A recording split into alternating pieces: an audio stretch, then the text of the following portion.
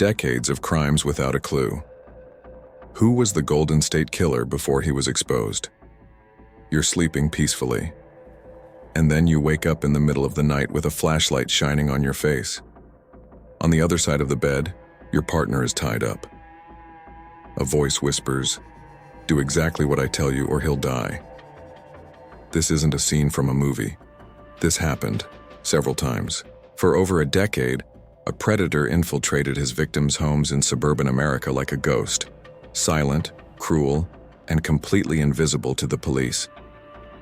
I'm Detective Elliot Graves, and today, we're going to delve into one of the most disturbing cases in American criminal history, the Golden State Killer.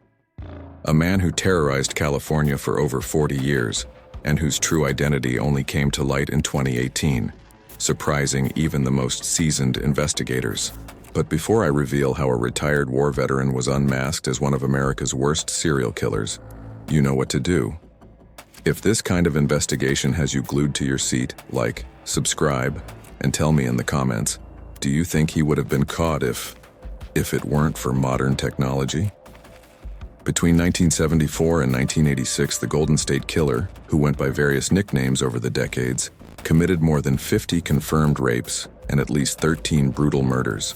In the beginning, he was simply the East Area Rapist, a criminal focused on breaking into the homes of single women or couples in residential areas of California. He learned his victims' routines, studied the neighborhoods, and sneaked into their homes while everyone was asleep. He locked windows from the inside, turned off streetlights, and often spent days spying.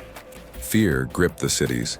People sold dogs, bought guns, installed triple locks. But he remained untouchable. Over time, the violence escalated. The attacks involved deaths, often after long sessions of psychological torture.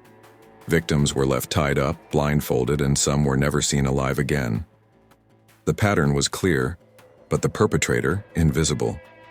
The killer seemed to know how to confound the police.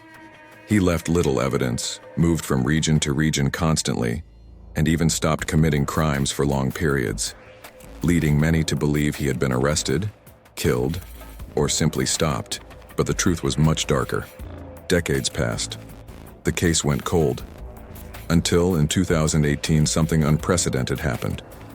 Investigators began using public genetic databases, such as GED Match, to compare ancient DNA collected at crime scenes with the profiles of family members of unknown individuals. And that was when, after more than 40 years, the DNA led to a name: Joseph James DeAngelo, a former police officer, a war veteran, a family man.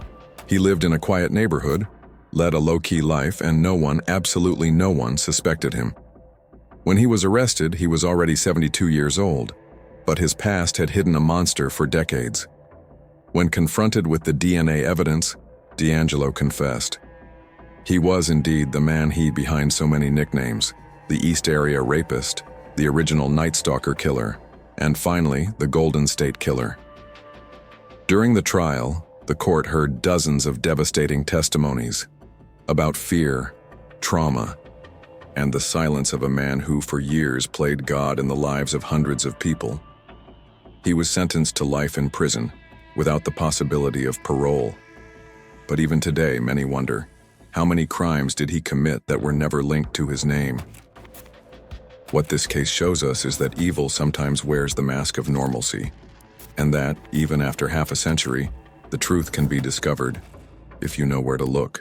And now I want to hear from you. Do you think the police could have caught the Golden State Killer sooner if they had followed other leads? Or would he have escaped forever if it weren't for DNA? Let me know in the comments. I'll read them all. And of course, if you enjoyed this deep dive into the mind of a predator, leave a like if sign up, and come back here next week. I'm Elliot Graves, and until the next investigation.